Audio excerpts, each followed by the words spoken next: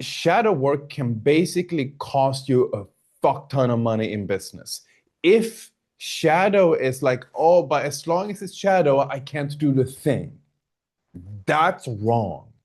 Okay. So the first question is basically when you're in business and you also have spiritual practice, it's like kind of like sometimes you just got to compartmentalize and just do the business part. And like, how do you balance how much you do of both, right? And then the second one was more about like choosing a specific thing that you work on systematically. Is that correct?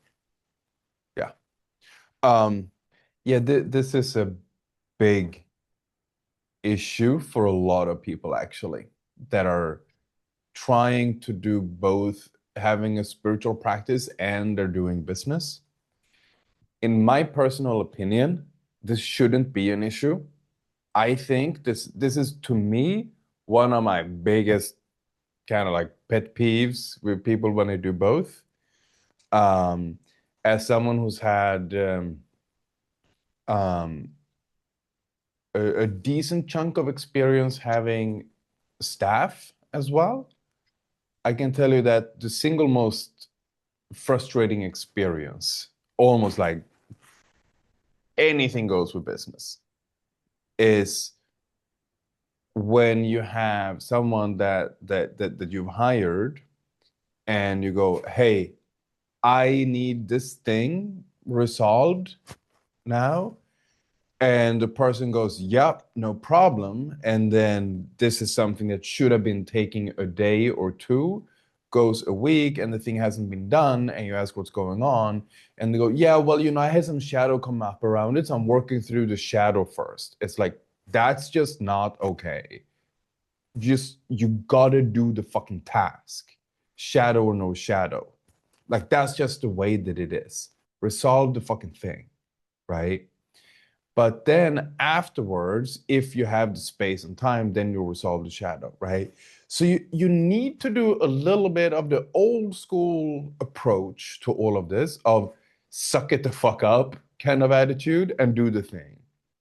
Then when your work day is finished, you go and do the shadow work. What so shadow work can basically cost you a fuck ton of money in business. If shadow is like, oh, but as long as it's shadow, I can't do the thing. That's wrong. What you need to do is you need to have a consistent and systematic shadow practice where right now I work on this, right? So what I would recommend is you have a systematic approach to certain constructs that you work with. Right now, this is the major shadow that I work with, and everything else is basically compartmentalized at the time by certain form of self-regulating practices, right? So you contain them so that they don't get worse is basically the major thing, right? If you can, right? And then on top of this, you have a state practice or meditation, as people like to call it, where you look at what are the most important and effective states for me to be in when I do business. Then you practice sitting in those states, and part of that practice is to compartmentalize in a healthy way. So, for example, in the morning before you start work, you probably want to establish a state of equanimity. So no matter what happens, you remain equanimous. If you are at a place where equanimity is super stabilized for you, then I would practice sitting into unconditional love because it gives you that warmth as well, right? So business is in many ways very similar to being in a nightclub. Being successful in business, being successful in a nightclub, very similar.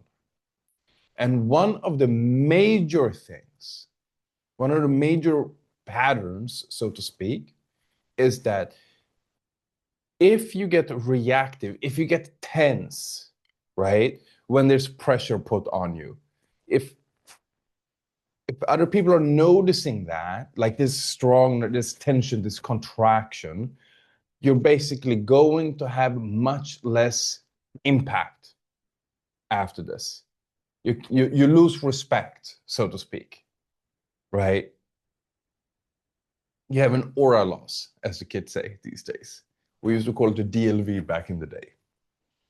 Aura loss is a way cooler way of putting it, though.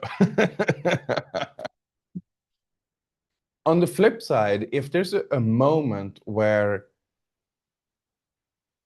other people in the situation, whatever situation you're in, if majority of people would get really tense and flustered in this moment, and you just have no reactivity, you go up, right? So you go down and you go up in people's perception of you, basically, right? And so if you're on a sales call with a prospect, anytime that they put pressure on you, if they're a little bit more and more intense person, you have this thing. If you get reactive, you go down. If you don't get reactive, you go up. In basically their view of you, like your status almost, you could say. So equanimity is the name of the game. But once this is established, you also want to develop an unconditional love. So there's a warmth at the same time behind it all. So you're unreactive but warm as well. So there's power and warmth at the same time coming from you.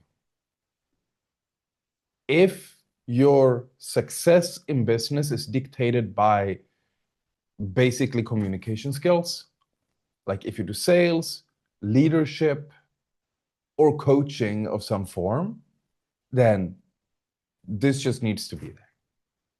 If you have a much more technical role, then it's probably just pure equanimity. So you learn to compartmentalize this. If you're in a business meeting, just like you don't have time and space to go and do shadow work in the middle of all of this. Right?